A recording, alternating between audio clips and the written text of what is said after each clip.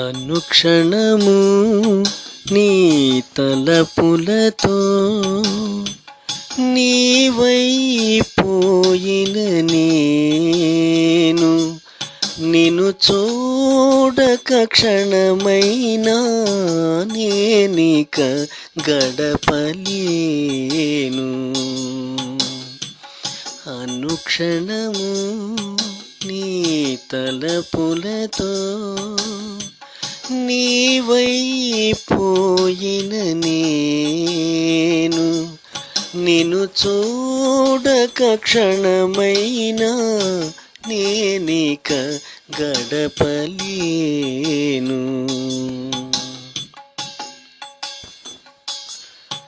నాలో లోపల మెదిలే ప్రతి ఆలోచనలో నీవే నీవే,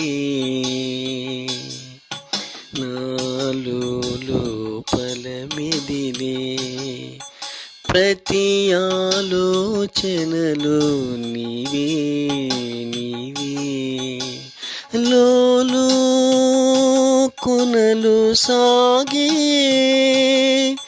ప్రతి ఆలాపనలో నీవే. వేణు తన ఆలోచనలన్నీ సర్దిపెట్టి ఇక తాను కేవలం తన చదువు గురించి, తన భార్య దీప్తి గురించి మాత్రమే ఆలోచించాలనే నిర్ణయానికి వస్తాడు. మిగతా వాళ్ళందరినీ పక్కకు పెట్టేయాలని నిర్ణయించుకుంటాడు. ఆ తర్వాత ఇక మీరే వినండి. కారణం అతని జీవితం చుట్టూ ప్రత్యేక పరిస్థితులు ఉండడం. ఆమె పుట్టింటికి వెళ్ళేటప్పుడు ఆమె అమ్మ, నాన్న, అన్నయ్య వంటి వారు ఉంటారు కనుక సమస్య లేదు. కానీ తిరిగి అత్తవారింటికి తీసుకురావాలంటే ఎవరు వెళ్ళాలన్నది జటిలమైన సమస్య కనుక కాలానికే వదిలిపెట్టాడు. చివరకు అక్కయ్య వనజ తీసుకొచ్చింది. ఈసారికి సమస్య పరిష్కారం అయింది. ఆనాడు వేణు ఉత్సాహంగా ఉన్నాడు. దీప్తితో మాట్లాడాలని మనసు తహతహలాడింది. మధ్యాహ్నం ఇంట్లో ఎవరూ లేరు. ఆమె తనంత తానే బంగ్లాపైకి వచ్చింది. పుట్టింటి విశేషాలను, తమాషాలను సంతోషంగా చెప్పసాగింది. ఆమెలో అసంతృప్తి, అసంతోషం కానీ వేణుకు కనిపించలేదు. తర్వాత తన అభిప్రాయాలను కూడా చెప్పాడు వేణు. దీప్తి ఆనందంగా అంగీకరించింది. తనకు బాగా చదువుకోవాలని ఉండేదని, పల్లెటూరు కావడం వల్ల 4వ తరగతి వరకే బడికి వెళ్ళి చదువుకున్నానని, పై చదువులకు 4-5 మైళ్ళు నడిచి బడికి వెళ్ళాలి కనుక ఆడపిల్లలు చదవలేకపోయారని, పైగా వారికి చదువులెందుకనే భావం తల్లిదండ్రుల్లో చాలా ఎక్కువని నిరాశ నిస్పృహలతో చెప్పింది దీప్తి. వేణుకు ఆమెపై జాలి కలిగింది. ఆనాటి రాత్రి 7 గంటలకు కిరోసిన్ దీపం ముందు తమ్ముళ్ళు, చెల్లాయిలు కూర్చొని తమ పాఠాలను చదువుకుంటున్నారు. వేణు కూడా వారికి పాఠాలలో ఉండే సందేహాలను తీరుస్తున్నాడు. దీప్తి సరళమ్మ దగ్గర కూర్చొని మౌనంగా పుట్టింటి జ్ఞాపకాలను నెమరు వేసుకుంటున్నది. తనకంటే వయసులో పెద్దది, అత్తగారి స్థానంలో ఉన్న సరళమ్మతో ఏం మాట్లాడుతుంది? దీప్తి పరిస్థితిని గమనించిన వేణుకు జాలి కలిగింది. తన పుట్టింటి వారందరినీ వదిలిపెట్టి అత్తవారింట్లో అడుగుపెట్టిన అమ్మాయికి ఆ ఇల్లు కొంతకాలం చెరసాలగానే ఉంటుంది. దాన్ని నివారించాలంటే ఆ కొత్త కోడలను ప్రేమతో, లాలనతో ఆదరించి ఆమెతో ఆత్మీయంగా మాట్లాడి జంకు, భయాలను పోగొట్టాలని వేణు ఉద్దేశం. అత్తవారింటికి వచ్చిన కొత్త కోడలను తమ చెప్పు చేతుల్లో ఉంచుకోవాలని, లేకపోతే తమకే ఎదురు తిరుగుతుందని, అధికారాన్ని ప్రశ్నిస్తుందని సాంప్రదాయవాదులైన అత్తామామలు నమ్ముతారు. అందుకే కోడల్ని వంటింటికి మాత్రమే పరిమితం చేస్తారు. అత్తింటి విషయాలేవీ తెలియనివ్వరు. ఆర్థిక లావాదేవీలు, అప్పులు కోడలకు తెలిస్తే తాము, ఆమెకు, ఆమె పుట్టింటి వారికి లోకు అవుతారని వారి ఉద్దేశం. అందుకే ఆ గోప్యం. కోడలు స్వేచ్ఛనంతా హరించడానికి మెల్లగా కనిపించని సంకెళ్లను బిగించి తమ కుటుంబ సంప్రదాయాలను మా ఇంటి ఆచారం అని గొప్పలు చెప్పుకుంటారు. అమ్మాయి లేత మనస్సు వీటి ఫలితంగా ఎంత గాయపడుతుందో వారికి అవసరం లేదు. పుట్టింట్లో పెరిగిన వాతావరణాన్ని, సంప్రదాయాలను, అమ్మా నాన్నలను, వారి ప్రేమానురాగాలను, అన్నదమ్ముల అక్కచెల్లెళ్ళ అనుబంధాలను విడిచి అత్తవారింట్లో అడుగుపెట్టిన ఆడపిల్లలను ఇంతగా బంధించడం, బాధించడం వేణుకు అమానుషం అనిపించింది. ఆ దృశ్యాలను, సంఘటనలను ఎవరైనా తన తల్లితో కోడళ్ళు చెప్పుకొని ఏడ్చినప్పుడు వేణు మనసంతా విషాదంతో నిండిపోయేది. తనకు మంచివైనవనిపించినవి ఆచరణలో పెడతాడు. సాధ్యాసాధ్యాల కన్నా వాటి వలన కలిగే ఫలితాలను పరిశీలిస్తాడు. నూతనత్వాన్ని ఆహ్వానిస్తాడు. అందుకే తల్లి పక్కన మౌనంగా కూర్చున్న దీప్తి స్థితిని చూసి బాధపడ్డాడు. తన వంతు న్యాయం ఆమెకు చేయాలనుకున్నాడు. రమ్మని పిలిచి చెల్లెలు పావని పక్కన కూర్చోమన్నాడు. దీప్తికి వేణు మాటపై గల గౌరవం వల్లనో ఏమో బుద్ధిగా వచ్చి కూర్చుంది. తెలుగు పుస్తకం చదవమన్నాడు. మొదట అత్తమ్మ ముందు చదవటానికి తడపడింది. కానీ భర్త మాటను కాదనలేక చదవడం మొదలుపెట్టింది. తెలుగు ధారాళంగా చదివింది. అతడు సంతోషించాడు. చదువంటే అతనికి ప్రాణం. దానివలన మనిషిలోని ఆలోచన పదునెక్కుతుంది. 10 విషయాలను తెలుసుకుని అర్థం చేసుకుంటారు. చీకటిలో టార్చ్ లైటు వెలుగులో దారి తెలుసుకొని ముందుకు సాగిపోయినట్లు అజ్ఞానాంధకారంలో చదువనే టార్చ్ లైట్తో వినూత్న మార్గాలను కనుగొంటూ ప్రగతి బాటలో సాగుతారని వేణు పరిపూర్ణ విశ్వాసం. అందుకే దీప్తి చదివిన విధానం అతని స్వప్నాలు సత్యాలవుతాయన్న నమ్మకం కుదిరింది. రేపటి నుండి ఇంగ్లీష్ నేర్పించాలనుకున్నాడు. దీప్తిని అందరి ముందు పిలవడం అదే మొదటిసారి. సరళమ్మ కూడా సాంప్రదాయ వాతావరణంలో పుట్టి పెరిగినా వేణు ఆలోచనలకు పద్ధతులకు అడ్డు చెప్పే శక్తి ఆమెకు లేదు. పైగా వేణు కంటి చూపుకు వైద్యం కొరకు వెళ్ళినప్పుడు హైదరాబాద్ వంటి నగర వాతావరణాన్ని కళ్ళారా చూసి కొంత ఆధునికతను అలవరుచుకుంది. పాత కొత్తల సంగమ స్థానం సరళమ్మది. అందుకే వేణు దీప్తుల ప్రవర్తన పట్ల ఏమీ స్పందించలేదు, మందలించను లేదు. వేణుకు అది ప్రోత్సాహం అనిపించింది. ఆత్మవిశ్వాసాన్ని రెట్టింపు చేసింది. అతని సంస్కరణ భావాలకు అంకురార్పణ జరిగింది. అతని వ్యక్తిత్వానికి మొదటిసారి ఆదరణ లభించింది. ఆనందం కలిగింది. మరునాడు మధ్యాహ్నం దీప్తి బంగ్లా పైకి వచ్చింది. వేణు తాను 25 రోజులు అనుభవించిన కష్టాలను, హాస్టల్ సీటు సంపాదించిన విధానాన్ని మనసు తీరా చెప్పుకున్నాడు. ఆమె కూడా తన ఒంటరితనపు బాధను చెప్పుకుంది. ఆమె వెచ్చని ఒడిలో తలపెట్టుకొని ఆదమరిచి నిద్రించాలని అతని కోరిక. కానీ శారీరకంగా ఆమెతో సంబంధం పెట్టుకొని వేణు కోరికను దీప్తి తీర్చలేదని అతనికి తెలుసు. అప్పుడు ఆమె వయసు 13 ఏళ్ళు మాత్రమే. వేణు మనసు అప్పుడేమీ ఆలోచించడం లేదు. ఏదో తెలియని నూతనత్వం అతని హృదయంలో నిండిపోయింది. స్వేచ్ఛగా ఎగిరిపోయే రెక్కలేవో మొలిచినట్లు అనిపించింది. వేణు సాధించుకున్న హాస్టల్ సీటు వేణుకి ఎప్పుడూ ఉపయోగపడేది. నెలకోసారి మిత్రులతో సరదాగా వారం రోజులు హాస్టల్లో గడిపి వచ్చేవాడు. చదువుకు సంబంధించిన విషయాలను తెలుసుకునేవాడు. ఇంట్లో విసుగు కలిగినప్పుడు అతని మనసుకు ఆ సీటు ఊరటనిచ్చేది. తిరిగి ఇంట్లో గడిపే సహనశక్తిని అందించేది. తనకు వివాహం కాకపోతే స్వేచ్ఛగా మిత్రులతో చదువుకుంటూ ఆనందించేవాడు. ఆ తీయని జీవితాన్ని పోగొట్టుకున్నందుకు వేణుకు చెప్పలేని బాధ కలిగేది. తననట్లా ఏ శక్తి తల వంచి చేయించిందో తలుచుకుంటే కళ్ళు చెమ్మగిల్లేవి. తనకు లోకజ్ఞానం లేకపోవడమా? అది పుష్కలంగా ఉంది. ఆలోచన జ్ఞానం లేకపోవడమా? దానికి కొరత లేదు. మరి ఎందుకిట్లా జరిగింది అని ప్రశ్నించుకుంటే త్యాగగుణం, దానిని ప్రేరేపించే ఆవేశం, అంతా ముగిసిన తర్వాత ఆలోచించడం, ఆవేదన చెందడం వృధా ప్రయాస అనుకున్నాడు వేణు. తనను తాను ఓదార్చుకున్నాడు. అతనికి ఇంకా అసలైన ఆర్థిక స్వేచ్ఛ రాలేదు.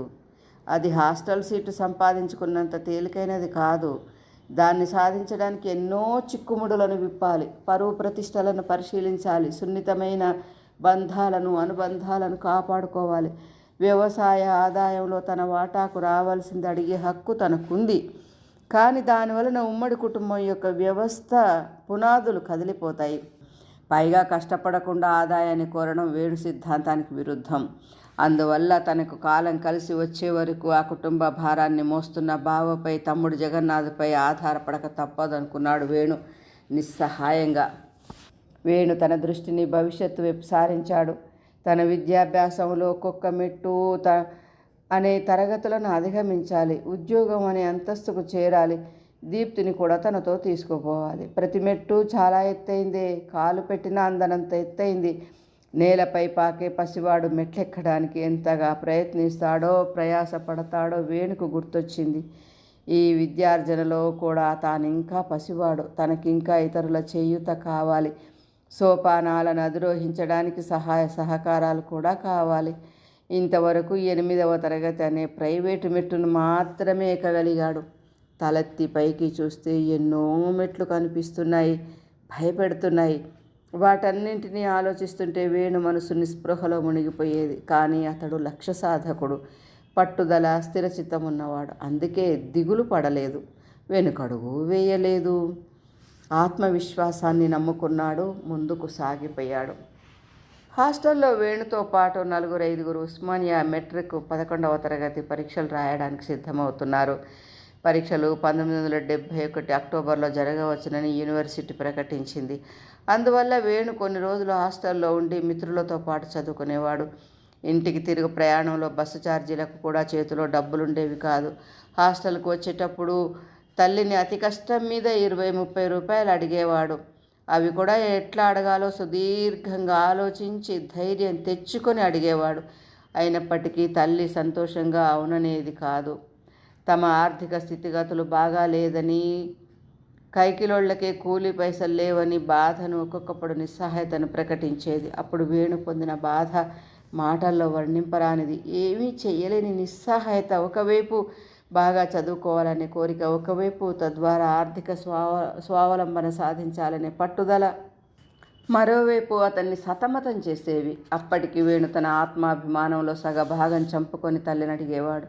అది కూడా ఆమెకు అర్థం కాదు. తన వ్యవసాయ సమస్య ముందు వేణు సమస్య చాలా చిన్నదిగా ఆమెకు తోచేది. వేణు హైదరాబాద్కు వెళ్ళకపోయినా నష్టం లేదు, కానీ కూలీ చేసిన వారికి రసాయనిక ఎరువులకు పైసలు లేకపోతే అంతా నష్టమే అనుకుంటుంది. అనుకున్న సమయానికి వేణు బావ అందుబాటులో ఉండడు. వారానికో పక్షానికో వస్తాడు. అప్పుడే అడుగుతానంటుంది. అంతవరకు వేణు తన ప్రయాణాన్ని వాయిదా వేసుకునేవాడు. సమస్యలను కొని తెచ్చుకోకూడదని అతని మనసు హెచ్చరిక చేస్తుంది. అందుకే పరిస్థితులకు అనుగుణంగా వేణు నడుచుకుంటాడు. మరికొంతకాలానికి వేణు పరిస్థితి మరీ దిగజారిపోయింది. అతని ఆత్మాభిమానం మరికొంత కుంచుకుపోయింది. కొంతకాలం అట్లే జరిగితే అది పూర్తిగా మాయమవుతుందేమో అనిపించింది వేణుకు. అప్పుడు తనకు రాతి బొమ్మకు తేడా ఉండదేమో, ఈ నరకం కన్నా ఒక్కొక్కప్పుడు అదే నయమేమో అనిపించేది. కానీ మనిషి మనసు నిత్య చైతన్యవంతమైంది కదా. ఎక్కడ బంధించినా, ఎంతగా అణిచివేసినా తన ఉనికిని చాటుకోవడానికి ప్రయత్నిస్తుంది. పైకి ఉబికి వస్తుంది. అనుకూల సమయంలో ప్రళయాలను సృష్టిస్తుంది. ఇంటి ఆర్థిక వ్యవహారాలు క్రమంగా తల్లి సరళమ్మ చేతుల నుండి తమ్ముడు జగన్నాథ్ చేతుల్లోకి మారుతున్నాయి. స్కూల్ విద్యకు ఫుల్ స్టాప్ పెట్టి వ్యవసాయానికి తల్లికి తోడుగా చేరిపోయాడు. గుమస్తాలను పర్యవేక్షించేవాడు. ఆదాయ వ్యయాలను బావతో చూసేవాడు. బావ సలహాల మేరకు జగన్నాథ్ వ్యవసాయ విధానాన్ని తయారు చేసుకునేవాడు. అప్పటికి అతని వయసు 15-16 సంవత్సరాలు. కానీ అతని బాధ్యతలు అతన్ని వయసుకు మించిన పెద్దవాణిగా మార్చాయి. అధికారాలన్నీ ఒక్కొక్కటి అతని అదుపులోకి వస్తున్నాయి. అటు బావ ఇటు తల్లి బాగా సంతోషిస్తున్నారు. తమ భుజాలపై నుండి భారాన్ని కొంత దించుకున్నామని భావిస్తున్నారు. గుమస్తాల అవసరం క్రమంగా తగ్గిపోయింది. ఇంటా బయట జగన్నాథ్కు సానుభూతి పెరగసాగింది. చిన్న వయసులోనే చదువు మానేయడం, వ్యవసాయాన్ని చేయించే బరువు నెత్తుకోవడం సానుభూతికి ముఖ్య కారణాలు. అందువల్ల జగన్నాథ్లో కూడా చాలా మార్పులు కనిపిస్తున్నాయి. వయసుకు మించిన కోపం, దర్పం ప్రకటించేవాడు. ఒక్కొక్కప్పుడు తల్లి సరళమ్మ మాటను, ఆమె విధానాన్ని కూడా తిరస్కరించేవాడు. బావంటే జగన్నాథ్కు దేవునితో సమానం. అతడున్నంతసేపు జగన్నాథ్ వెంటనే ఉండేవాడు. ఇప్పుడు వేణుకు పైసలు కావాలంటే తమ్ముడిని మాత్రమే అడగాలి. అతను చేతితో ఇస్తే తీసుకోవాలి. అది వేణు మొదట ఆత్మాభిమానానికి దెబ్బ అనుకున్నాడు. దీప్తి సాయంకాలపు పనుల్లో నిమగ్నమయ్యేది. భోజనం చేసిన పాత్రలను కడిగి పెట్టేది. కిరోసిన్ దీపాలను శుభ్రపరిచి చిమ్నీల మసిని బూడిదతో కానీ సబ్బుతో కానీ పరిశుభ్రపరిచేది. కిరసనాయిలను దీపాలలో నింపేది. చీకటి పడగానే దీపాలను ముట్టించి ఆ ఇంటికి వెలుగయ్యేది. ఈ పనులన్నీ చేసి లోపలి భవంతి వాకిలి అరుగుపైన గుంజ కానుకొని కూర్చొని పుట్టింటి గురించి ఆలోచించేది కావచ్చు. అటువంటి దీప్తి పంజరపు బతుకును చూస్తూ భరించలేకపోయేవాడు. తానేమైనా చెయ్యగలడా అని ఆలోచించేవాడు. తాను ఎక్కడికి ఆమెను తీసుకొని వెళ్ళలేడు. ఆమె పక్కన కూర్చొని ముచ్చట్లు చెప్పుకోవాలంటే ఎవరన్నా వస్తారనే భయం. ముఖ్యంగా జగన్నాథ్ వస్తున్నాడంటే ఆ ఇంటి యజమాని వస్తున్నాడన్నంత గౌరవం ఇవ్వాలి. ఈ ఆదేశం ముఖ్యంగా దీప్తికి వర్తిస్తుంది. ఆమె ఈ నియమాలను తప్పక పాటించాలని ఖచ్చితమైన ఆదేశాలను సరళమ్మ, ఆమె తల్లి పార్వతమ్మ జారీ చేశారు. ఆమెకు శిక్షణా తరగతులు నిర్వహించారు. దీప్తికి 4 సంవత్సరాల చిన్న మరిది రాజేశ్వర్ను కూడా రాజు అని పిలవకూడదని, అది మర్యాదకు భంగమని వారి ఆజ్ఞ. ఇటువంటి పద్ధతి దీప్తికి మాత్రమే వర్తించడంలోని ఆంతర్యం ఏమిటో వేణుకు మొదట్లో అర్థం కాలేదు. తర్వాత ఆలోచిస్తే కోడలకు కొన్ని ప్రత్యేక మర్యాదలు నియమాలు ఉంటాయని, వాటిని పాటిస్తే ఉత్తమురాలని లేకపోతే గడసురాలని ముద్రలు పడతాయని, వాటి ఆధారంగా కోడలకు స్వర్గ నరకాలు ఆ ఇంట్లో కలుగుతాయని వేణు తెలుసుకున్నాడు. దీప్తి ప్రతిరోజు మాసిన బట్టలన్నీ ఇంటి వెనుక ఉన్న పోచారం పంట కాలువలో ఉతికి తెచ్చేది. ఆమెతో పాటు సరళమ్మ కూడా వెళ్ళేది. ఆ ఇంట్లో తాను, జగన్నాథ్, రాజేశ్వర్, 3 మగవాళ్ళు, పావని, సరళమ్మ, పార్వతమ్మ, దీప్తి కలిసి 4 ఆడవాళ్ళు ఉండేవారు. వారానికి ఒకసారి చాకలి వచ్చేది. తక్కిన రోజుల్లో దీప్తి, సరళమ్మలే ఉతికేవారు. దీప్తి రాకముందు సరళమ్మ మాత్రమే కాలువకు వెళ్ళేది. ఆ రోజుల్లో వర్షాలు బాగా కురవడం వల్ల, ప్రాజెక్టు నిండుగా ఉండడం వల్ల సంవత్సరం పొడుగునా పంట కాలువ పారేది. అందువల్ల ఆ ఊరి ఆడవాళ్ళందరూ కాలువ పక్కన కట్టిన మెట్లపై బట్టలు ఉతుక్కొని వచ్చేవారు. పైవన్నీ వేణు కళ్ళ ముందు జరుగుతున్నవే కదా. కానీ అతను నిస్సహాయుడు, నిర్భాగ్యుడు. ఆమె బాధను వింటాడు, అలసటను చూస్తాడు. మనసులో అయ్యో పాపం అనుకుంటాడు. ఏం చేస్తాను దీప్తి, మంచి రోజుల కొరకు నిరీక్షించడం తప్ప అంటాడు. ఆ మాట ఆమె మనసుకు ఓదార్పునిస్తుందో లేదో వేణుకు తెలియదు. కానీ అతని హృదయంలో దీప్తి గొప్ప స్థానాన్ని పొందసాగింది. సాధన జ్ఞాపకాలు మరుగున పడుతున్నాయి. దీప్తి ఇంట్లో చాకరీ చేయడం వేణుకు నచ్చడం లేదు. ఆమె సేవకు తగిన గౌరవమైనా దక్కడం లేదు. వేణు పగలంతా మిత్రులతో సరదాగా గడిపేస్తున్నాడు. ఆరుబయట కాంపౌండ్ వాళ్ళ లోపల పచారులు చేస్తూ కమ్మగా కబుర్లు చెప్పుకుంటూ నవ్వుతూ కాలం గడిపేస్తున్నాడు. సాంఘిక సంక్షేమ కార్యాలయానికి పోయి తన కష్టాలను వివరించి హాస్టల్ సీటుకు అప్లికేషన్ పెట్టుకున్నాడు. అయితే అది ప్రభుత్వపు పని కాబట్టి అంత సులువుగా నెరవేరదని తెలుసు. ఎంతో నిరీక్షణ, సహనం కావాలి. వ్యయ ప్రయాసల కోరవాలి. పెద్ద పెద్ద ప్రయత్నాలు చేయాలి. పెద్దవారి సిఫార్సులు తీసుకురావాలి. అవసరమైతే పడిగాపులు గాచి మంత్రులను కలుసుకొని కాళ్ళ వేళ్ళ పడి బతిలాడాలి. ఇవన్నీ తనకు సాధ్యమవుతాయా అనుకున్నాడు. భయం కలిగింది. నిరాశ ఆవరించింది. ఉత్సాహం నీరు గారిపోయింది. డబ్బు తరిగిపోయింది. ఈ పరిస్థితుల్లో ఇంటికి వెళ్ళి పొమ్మని మనసు గద్దిస్తున్నది. దీప్తితో సుఖంగా కాపురం చేయమని సలహా ఇచ్చింది. పేదవాని కోపం పెదవికి చేటన్న నానుడిని జ్ఞాపకం చేసింది. బావ అధికారాన్ని అంగీకరించమని హితవు చెప్పింది. వేణు దృఢ నిశ్చయం సడలిపోసాగింది. అతని మనసు చెప్పినదంతా యథార్థమనిపించింది. ఈ ఆకలి బాధల కన్నా, నిరాశ నిరీక్షణల కన్నా ఇంటికి వెళ్ళిపోవడమే సరైందనిపించింది. తిరుగు ప్రయాణం కట్టాలనిపించింది. ఆ నీరసమైన స్థితిలోనే సాంఘిక సంక్షేమ కార్యాలయం చుట్టూ తిరుగుతున్నాడు. అలసి వచ్చి సూర్యనారాయణ చాప వేసుకొని నిద్రపోయేవాడు. భోజనం చేయమన్నా లేచి ఓపిక లేక హోటల్లో తిన్నానని అబద్ధం చెప్పి తప్పించుకునేవాడు. వారి టిఫిన్ క్యారియర్లోని భోజనాన్ని తింటూ ఒక్కసారైనా మిత్రులకు టిఫిన్ తినిపించలేనందుకు వేణు మనసు బాధపడేది. కానీ ఏమీ చెయ్యలేని నిస్సహాయత, నిరాశ. ఎప్పటికైనా వారి రుణం తీర్చుకోగలడా అని ఆవేదనతో మనసు మూలిగేది. 10 రోజులు గడిచాయి. హాస్టల్ సీట్ కోసం చేసిన ప్రయత్నాలు ఫలించలేదు. ఒకనాడు ఆకస్మికంగా తనిఖీ చేస్తున్న వార్డెన్ వేణు తిన్న ప్లేట్ను నల్లా దగ్గర కడుక్కుంటున్నప్పుడు చూశాడు. ఎవరి కొత్త అబ్బాయి అని గర్జించినట్లు అడిగాడు. నా మిత్రుడు హాస్టల్ సీటు సంపాదించడానికి వచ్చాడు సార్ అన్నాడు సూర్యనారాయణ క్షమించమన్నట్లు. అప్పుడు వార్డెన్ హెచ్చరికగా, ఇక్కడ కొత్త వారెవరూ ఉండటానికి వీల్లేదు, సీటు వచ్చాక రమ్మనండి అని ఆజ్ఞాపిస్తూ వెళ్ళిపోయాడు. ఆ సంఘటన వేణు మనస్సును తీవ్రంగా గాయపరిచింది. తనను వార్డెన్ పొమ్మన్నాడని వేణుకు బాధ కలగలేదు. తన కోసం సహకరించే స్నేహితునికి చీవాట్లు వేశాడని బాధ. ఆ సమయంలో నిశ్చేష్టుడై కూర్చుండిపోయాడు వేణు. ఏం చేయాలో, ఎటు వెళ్ళాలో అతనికి తెలియడం లేదు. జీవన గమనం ఇంత కఠినాతి కఠినంగా ఉంటుందని ఎప్పుడూ అనుకోలేదు. అందరి జీవితాలలో కూడా ఇట్లాంటి కష్టాలు ఉంటాయా? వారు ఎట్లా ఎదుర్కొంటున్నారో? ఇదే విధంగా తన చుట్టూ ఉన్న మిత్రుల జీవితాలలో చెప్పుకోదగ్గ బరువు బాధ్యతలు కానీ, బాధలు కానీ వేణుకు కనిపించడం లేదు. స్వేచ్ఛా విహంగాల వలె తిరుగుతున్నారు, కాలం గడుపుతున్నారు. అటువంటి వారితో పోల్చి చూసుకుంటే వేణుకి ఎన్నెన్నో సమస్యలు, కాళ్లను నడవనివ్వని బంధాలు, తలపై మోయలేని బరువులు, అతని చుట్టూ చెప్పలేని పరిమితులు, వాటన్నింటినీ కాదని రాలేని నిస్సహాయత. అట్లా ఆలోచిస్తూ ఉంటే అతని కళ్ళు చెమ్మగిల్లేవి. 2 కన్నీటి చుక్కలు కనుకొనుకుల్లోనే అటూ ఇటూ తిరిగేవి. ఈ బాధాకరమైన జీవితం ఎందుకు సంక్రమించిందో అర్థం కాదు.